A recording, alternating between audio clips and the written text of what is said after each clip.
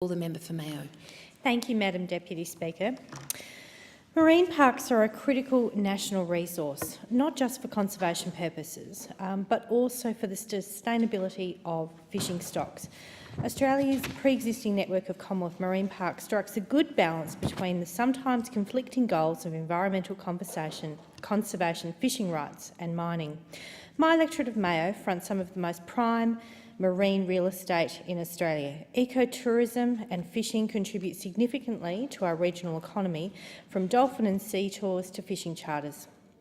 Until the advent of the Abbott government, coalition governments had previously had a strong and proud record of building up Australia's network of Commonwealth marine parks, gradually established since the Fraser years, with major progress achieved in the declaration of 22 Commonwealth marine reserves over the course of the Howard government. This just makes it even more concerning that the coalition policy on marine parks has since undertaken a complete about-face. In 2013, then Prime Minister Abbott suspended the operation of the entire Commonwealth marine park system on the pretext that there needed to be another comprehensive review of their operation. Why the review could not have occurred without a suspension has never been particularly clear to me. Commonwealth marine parks are comprised of multiple zones in accordance with the categories from the International Union of Conservation of Nature. The most critical zone, which provides the most rigorous marine sanctuary and conservation protection, is the Marine National Park Zone. The first thing to note is that these draft management plans do not accord with the recommendations of the two reports of the independent review completed in 2015. For example, the independent report recommended that the Southwest Marine Park Network, which is directly adjacent to my electorate, should receive a small percentage increase in its quantity of national park zones.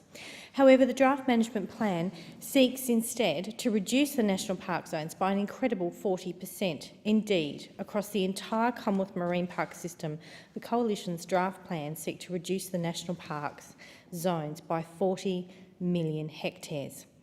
40 million hectares. To put that into some context, that's an area that's twice the size of Victoria and constitutes almost half of the high protection national park zones. I feel that this is an attempt to undermine the legacy of former Coalition and Labor governments which have worked so hard to establish our current marine park network. The Coalition government is disguising this decision as protecting commercial fishers' rights. However, all indications from the commercial fishers from South Australia have been that they were very supportive of pre-existing marine park networks, and a recognition that the marine national park sanctuaries contribute to the long-term sustainability of the Australian fishing industry. A number of the areas being opened up to commercial fishers have not ever been fished, and there are questions about how practical it will be to get to these areas far offshore and remote from ports to be commercially fished.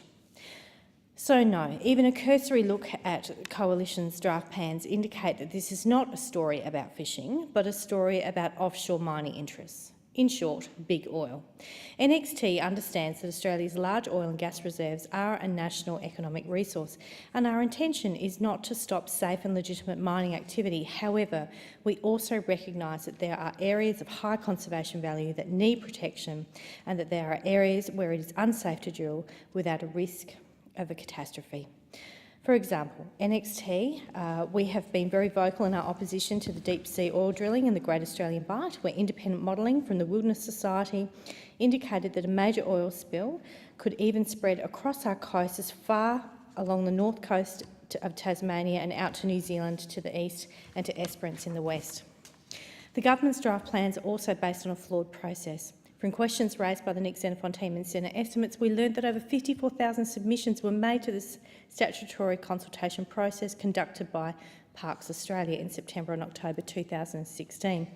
The context of these submissions were kept secret on the basis they were commercial in confidence and for privacy reasons. However, we know that 99.9% of them were submitted described as conservation, indicating prima facie an exceptionally strong level of support in maintaining or increasing the level of marine sanctuary and protection.